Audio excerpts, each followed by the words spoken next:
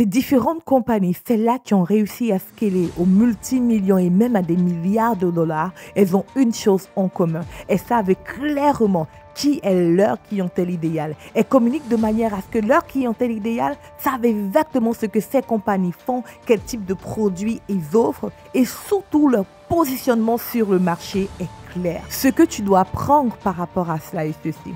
Si ta clientèle idéale n'est pas suffisamment claire, si ta manière de communiquer ne permet pas de détecter exactement à qui est-ce que tu parles et surtout qu'est-ce qui te sépare des autres, tu vas être dans les problèmes.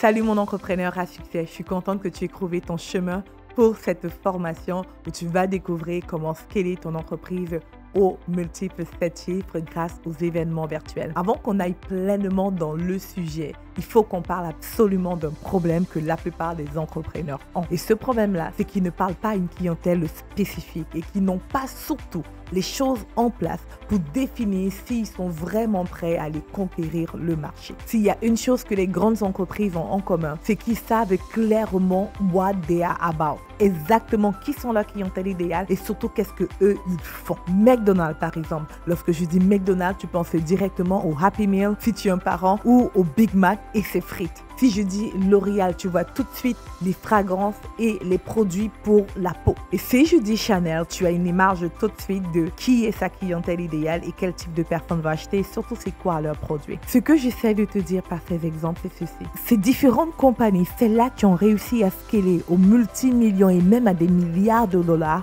elles ont une chose en commun. Elles savent clairement qui est leur clientèle idéale. Elles communiquent de manière à ce que leur clientèle idéale savent exactement ce que ces compagnies font, quel type de produits ils offrent et surtout leur positionnement sur le marché est clair. Ce que tu dois apprendre par rapport à cela est ceci. Si ta clientèle idéale n'est pas suffisamment claire, si ta manière de communiquer ne permet pas de détecter exactement à qui est-ce que tu parles et surtout qu'est-ce qui te sépare des autres, tu vas être dans les problèmes. Alors pour cette formation, je te montre comment scaler ton activité à des multimillions grâce aux événements et aux lancements virtuels. On va commencer par l'étape 1 qui va être de travailler ton messaging. Mon équipe et moi, on a mis un petit quiz en place pour t'aider à déterminer si tu as un problème au niveau de ton messaging ou de ton positionnement. Alors va faire ce quiz maintenant. Mets pause et va le faire. Maintenant que tu as fait ce quiz, tu sais si tu as des lacunes sur ce côté ou pas. Mais laisse-moi te dire que 95% des entrepreneurs ont des problèmes avec leur messaging et ne communiquent pas assez clairement. Et ce n'est surtout pas assez clair ou évident pour le prospect. C'est la raison pour laquelle on va dédier cette première formation à ton messaging. Maintenant, tu vois c'est quoi ta lacune. Je pense que tu es ouvert ancré dans la formation. Let's start now. La dure vérité est celle-ci. La plupart des entrepreneurs se débattent avec leur marketing parce qu'ils ignorent l'une des deux choses suivantes. Leur marché ou leur domaine d'expertise.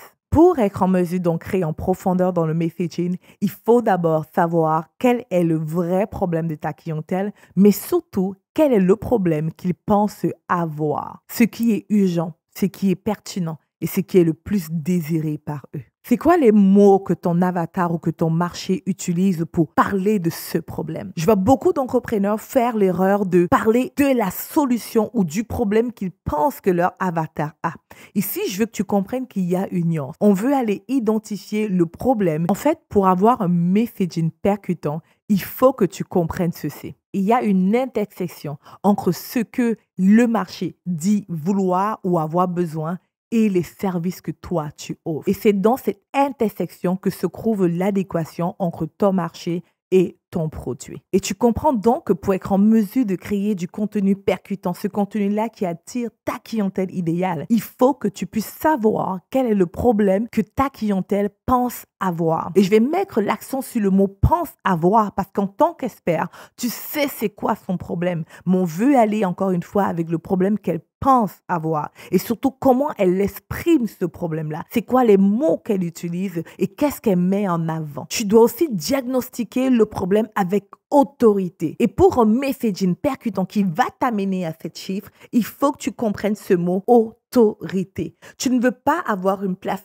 légère sur le marché. Tu veux ancrer avec force dans le marché en prenant une position unique. Et la manière de prendre cette position unique, c'est de proposer une solution au marché et de la confronter à celle des autres. Et tu fais cela en démontrant que ta solution fonctionne. Mais non seulement elle fonctionne, mais elle est plus simple, plus facile et plus rapide que celle des autres. Tu l'as peut-être deviné, mais tu dois savoir exactement pourquoi est-ce que ta solution est la meilleure pour ta clientèle idéale. Cela signifie que tu dois comprendre ta formation, ta clientèle, les résultats que tu procures, ton expertise, ton pourquoi, ta conviction. Pourquoi tu t'es lancé dans ce marché? C'est quoi les résultats que tu veux amener à ta clientèle? Les lacunes que le marché a et comment est-ce que tu combles ces lacunes? Tous ces éléments sont des éléments de différenciation. Et maintenant, j'entends déjà des personnes dire ou avoir le sentiment qu'ils ne vont pas pouvoir s'en sortir parce qu'ils font pas mal la même chose que leur clientèle. Mais je veux que tu réalises ceci. La raison pour laquelle tu fais la chose n'est pas la même. Alors ta conviction doit ou est certainement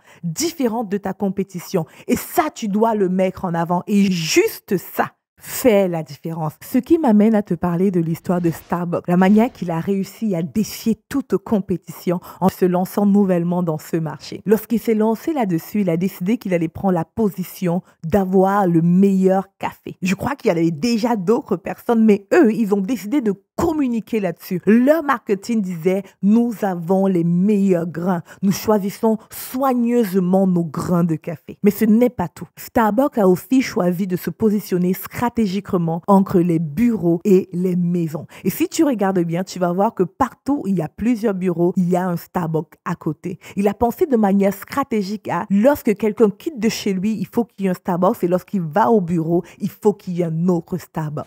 L'autre élément de différenciation chez Starbucks a aussi été le service client. Lorsque tu passes une commande chez Starbucks, on te demande ton prénom. Pourquoi? Simplement parce que lorsque tu passes ta commande et qu'on veut te remettre ta commande, on t'appelle par ton prénom. Les études ont prouvé qu'il y a une chose que les humains répondent régulièrement, sinon à 99,9% du temps, c'est à notre prénom. Si je dis Barbara, et que tu t'appelles Barbara, tu vas te retourner. Alors, ces éléments, bien que simples, stratégiques, ont permis à Starbucks de prendre le devant sur la compétition qui avait plus d'expérience, plus d'expertise qu'eux. Alors, pour toi, quels sont les petits éléments, bien que négligés par la compétition, que tu peux utiliser pour prendre de l'avant et surtout scaler ton activité? Je vais donner un exemple personnel dans mon entreprise de coaching. La chose qu'on avait fait il y a quelques années et qui nous a permis d'amener notre entreprise aux millions de dollars, c'est simplement pendant que tout le monde offrait des programmes de coaching de groupe, nous, on a décidé d'offrir du coaching one-to-one avec des formations de groupe et d'ajouter du coaching one-to-one illimité. Juste ce mot illimité a drastiquement fait que nos ventes ont augmenté. On est quitté d'un chiffre d'affaires de moins de 300 000 $ l'année à un chiffre d'affaires à des millions de dollars en quelques mois. Parce qu'on a vu c'était quoi le gap, qu'est-ce qui manquait. À cette époque-là, ce qui manquait, c'était celui-ci. Les grandes entreprises de coaching, ceux-là qui généraient des bons revenus, ne voulaient plus faire du one-to-one. L'autre chose qui manquait, c'était les revues de travail. Plusieurs personnes se plaignaient du fait que lorsqu'elles prenaient des services de coaching, à part du coaching en one-to-one privé, il n'y avait pas de revue de travail. On a ajouté des revues de travail, on a ajouté du one-to-one privé, on a ajouté aussi quelques autres éléments qui ont drastiquement changé la donne pour nous. Maintenant, ces éléments ne sont plus populaires comme avant, ok? Donc, on va pas faire ça en te disant que ça va marcher sur le marché de 2024. Pas vraiment. Il y a une autre stratégie et dans la prochaine vidéo, je vais te parler de la création d'offres et surtout, je vais te présenter quelles sont les offres qui fonctionnent maintenant et qui vont fonctionner dans les années à venir. Et surtout, où va le marché? On arrive dans un marché mature. Et un marché mature demande une offre différente d'un marché immature. Maintenant, revenons sur le messaging. Un bon messaging doit déjà pouvoir comprendre pourquoi est-ce que les acheteurs achètent. Alors, je vais te lire quelques raisons pour lesquelles les personnes achètent. Les gens achètent parce qu'ils veulent gagner de l'argent. Les gens achètent pour besoin de sécurité, l'acceptation, le statut, la santé et la forme physique, les éloges et les reconnaissances, le pouvoir, l'influence, la popularité, le leadership dans leur domaine, l'amour, la camaraderie, la croissance personnelle, la transformation personnelle. Comprendre pourquoi les personnes achètent est extrêmement important. Simplement parce que dans ta proposition de service, tu dois inclure inclure différents éléments qui permettent d'avoir cela. Par exemple, tu peux avoir dans ton offre de service un élément qui promet de générer de l'argent, d'avoir de la sécurité. Tu communiques aussi sur le fait qu'ils vont atteindre un certain statut social et qu'ils vont développer leur leadership. Tu peux par la suite après communiquer sur la transformation personnelle que ton produit qui leur permet de gagner plus d'argent va leur permettre d'avoir. Et au-delà de ça, tu peux aussi t'asseoir sur le pouvoir, l'influence. Ce que j'essaie de te dire, c'est que plus l'offre de service ou ton messaging va englober plusieurs de ces raisons pour lesquelles les personnes achètent, plus ils vont acheter. Maintenant, on a parlé de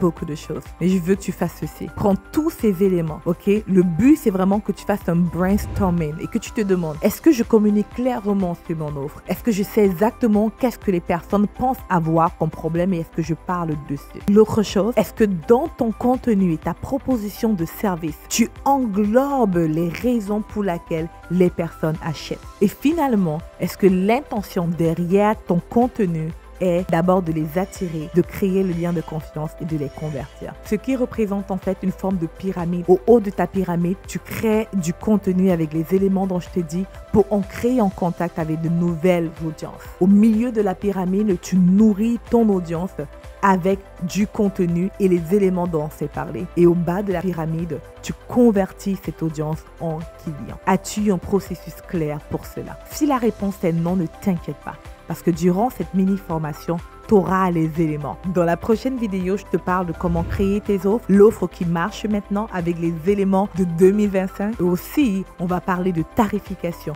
de positionnement au niveau du prix et surtout qu'est-ce qui fonctionne maintenant. Dans la vidéo par la suite, tu vas voir la stratégie de vente idéale que les top marketeurs comme Tony Robbins, Russell Brunson, Jean Graziosi, les tops des tops, Franck et Nicolas, utilisent actuellement pour avoir des entreprises à 8 chiffres et même 9 chiffres. Okay? On voit ça dans la vidéo, quoi. Alors, suis les prochaines vidéos.